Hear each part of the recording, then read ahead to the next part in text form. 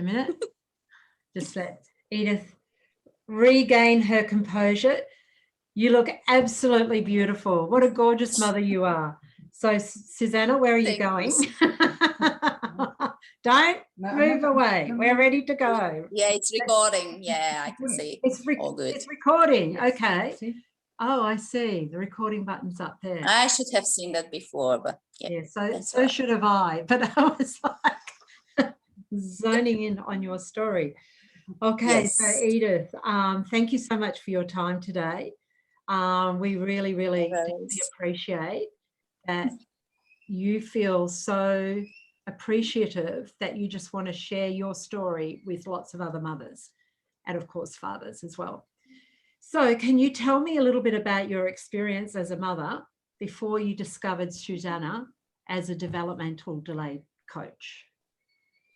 Yes, so as a mom of two, you know, when I had my little one, Ollie, then I was so happy. He was born a little bit earlier, but he wasn't classified like premature, so they didn't give him extra care. Yeah, because he was 2.5 weeks early, wasn't he?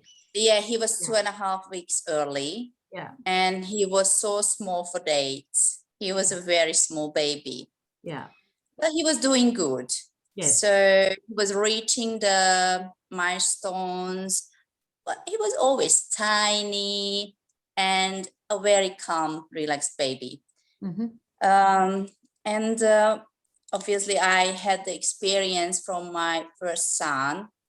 I could compare what is good, what it should be, how it should be with Ollie as well. So the first thing I realized that he didn't like tummy time. He didn't like being on his tummy. Yeah. Just for a very short of time. Yeah. So that's why he started rolling over a bit later than normal. And when I had this concern, and obviously I mentioned that to the midwife, and they said, oh, that's all good. All the children are different. He's doing well. Yeah. That was my first concern. And then after that, yeah, he was a very happy baby. So you wouldn't tell that something was going on. But the next thing, he wasn't sitting up on his own. So we had to sit him up.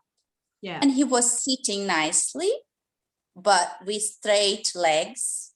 And yeah, that's it. He wasn't moving around. He turned his body and reaching for toys, but not much. He wouldn't start rolling over on getting on his knees to go for something.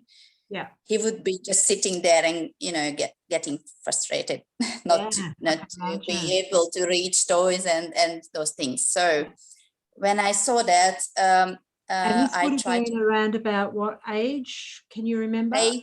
8 months, 9 months, and they said, oh, he still have time to start crawling. But and yes, I went to the GP and I told him that I'm a bit concerned. He hasn't started crawling, and he said, oh, he's just 10 months, he's all right, just give him some more time. And tummy time, tummy time, tummy time. That's all they could say. Really? Wow. And then so after I had enough, just, you know, waiting and seeing him sitting with straight legs, he was frustrated. Now he couldn't move around, and it was just heartbreaking seeing him not to do those milestones properly. So we saw a physiotherapist first, and then actually we went to another one as well because I wasn't really satisfied with the results. Yeah, they gave us some exercises, what to do, but he didn't improve. He didn't really improve. So after all of that, I took him to the pediatrician. Yeah. And because by the time that he must have been 13 months. Yes. Yes, I think so. And, you know, because he didn't crawl, he didn't walk. Yeah. And then the pediatrician said that he's all good. If he doesn't start walking by the age of 18 months, we should go back and see her again. Yeah. I wasn't happy with that. Wow, I bet you weren't. This is didn't explain all those things. Yeah. Why did they all happen? And so yeah, that must have made you feel very alone, very absolutely important. I didn't know where to go, because we seen the physiotherapist, we could have seen an occupational therapist maybe, and I was looking when one of my friends talked to me and she said, oh, I know someone in Perth. Yes. I know the girl, she lives with Susanna, and she recommended to contact Susanna because they told me that she worked in that famous institute in Hungary, and she might help us. And she helped us. Wow. From the first time we saw each other on Skype, because we live in Melbourne, she lives in Perth. Yes. So because of the distance, we saw each other on Skype. But I can tell you, the first time she saw Ollie, she looked at Ollie and she diagnosed him straight away. She told us what to do, what's wrong with him. Finally, someone could tell us what was going on. Oh, and she must have had gave tears us of joy. Yeah, absolutely. I felt like, oh, thank God. Yes.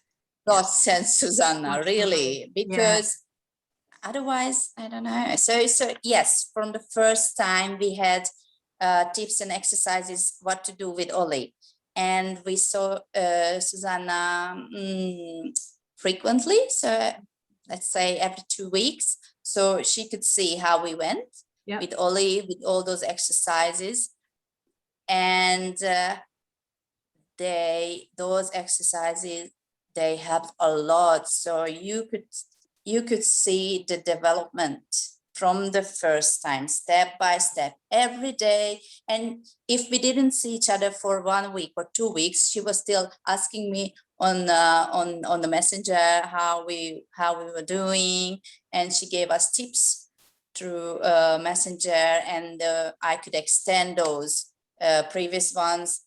And I was amazed how those helped Ollie to start crawling first. Yeah. And then we worked on standing up and walking.